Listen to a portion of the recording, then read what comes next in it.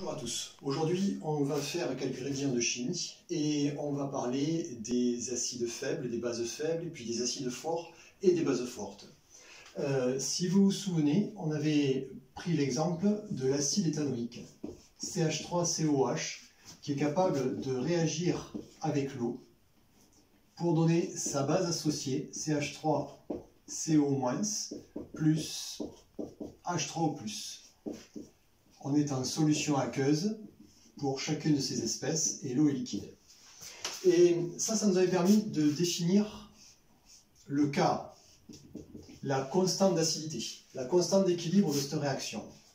CH3CO- fois H3O+, divisé par CH3COH, chaque concentration étant considérée à l'équilibre. Donc le K, la constante d'acidité, c'est une grandeur qu'il va falloir savoir manipuler, mais dont les valeurs ne sont pas faciles à retenir. C'est pour ça qu'on a défini le pK moins log de K.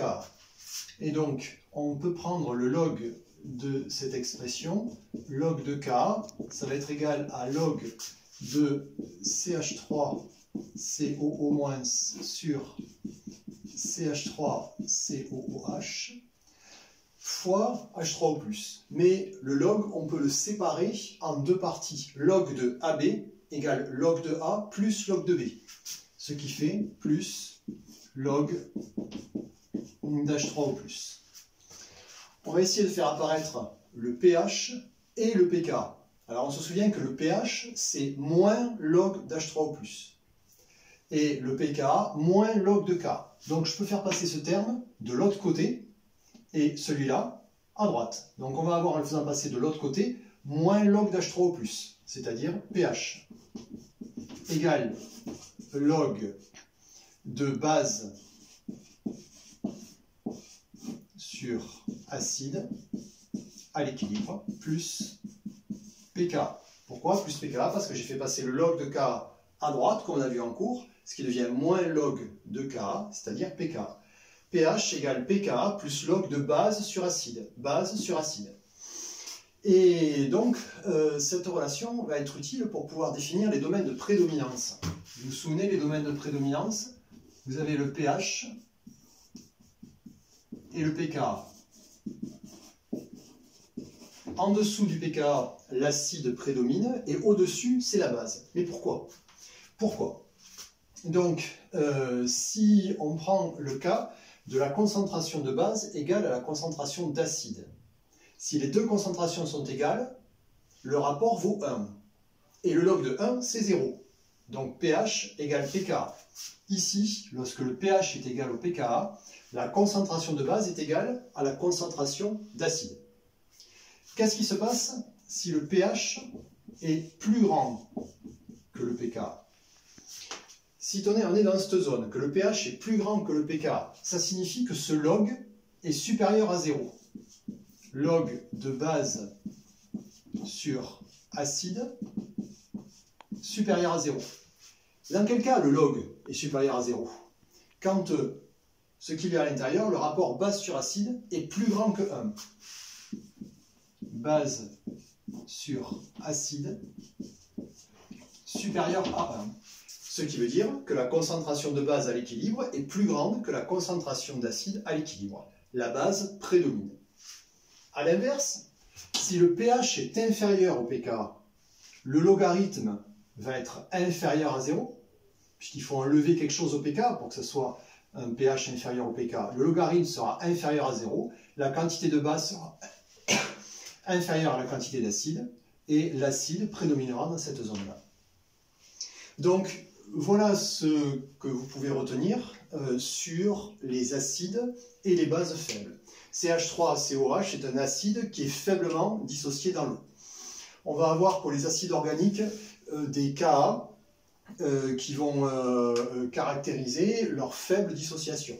Par exemple, pour des acides comme l'acide éthanoïque ou méthanoïque, on a des pKa de l'ordre de 3,8 ou 4,8.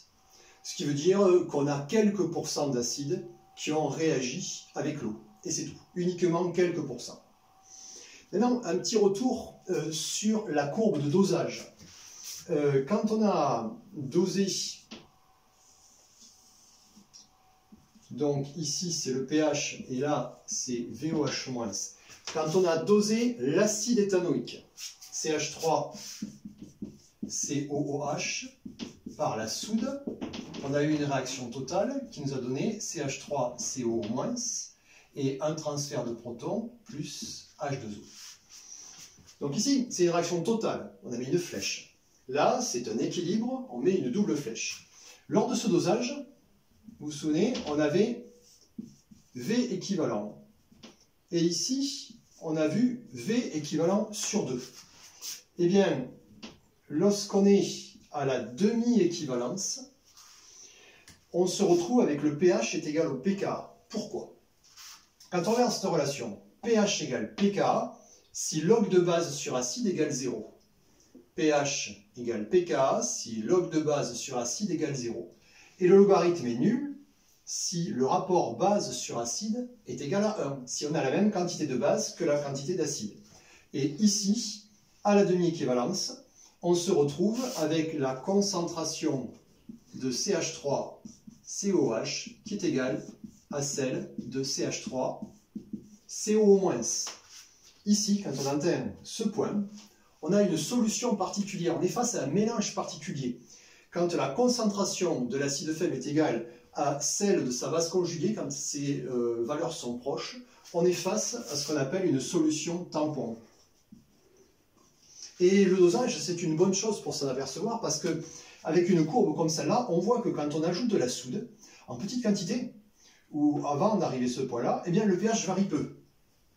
Une solution tampon va permettre d'avoir un pH qui varie peu par ajout modéré de base ou d'acide. Et les solutions tampons sont très utiles dans la maîtrise des milieux biologiques. Voilà. Donc, petit rappel sur les acides faibles, sur un dosage. Et si vous vous souvenez aussi, on a vu les acides forts et les bases fortes. Je vous rappelle que pour un acide fort, le pH va se définir directement à partir de la concentration en soluté apportée. pH égale moins log de C. Si C est la concentration en soluté apportée, eh bien, on a, comme on l'a vu ensemble en cours, pH égale moins log de C. Pour une base forte, c'est pas tout à fait la même chose. La concentration en soluté apportée, C toujours, entraînera un pH qui va être égal à 14 plus log de C. Donc, par exemple, si on a une concentration en soluté apportée, C, qui est égale à 10-2 mol par litre. Si la concentration en soluté est de 10-2 mol par litre, 10-2, pour un acide fort, ça entraînera un pH de 2. Par contre, si on est avec une base forte, ça entraînera un pH de 14-2, donc pH de 12. Alors, je n'ai pas la place ici de le dessiner, mais dans votre livre, tout comme dans le cours, on avait fait le tableau d'avancement de la réaction d'un acide fort avec l'eau. Et on voyait que pour ce tableau d'avancement, les coefficients stoichiométriques étaient égaux à 1 pour H3O+, ou la base fabriquée, ce qui permettait, avec le tableau d'avancement, comme on l'a vu en cours, d'arriver à cette relation-là. Hein? Tout l'acide de départ est entièrement transformé en ion H3O+.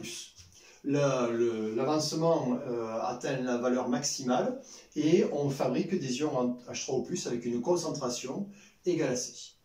De même, pour la base forte, toute la base qui a été mise dans l'eau est transformée en ion OH-. C'est la concentration en ion OH- à la fin de la transformation, qui est quasi instantanée, est égale à la concentration en soluté apportée. Voilà quelques points de repère sur la chimie des acides faibles et des acides forts. Bon travail et bonne révision à vous.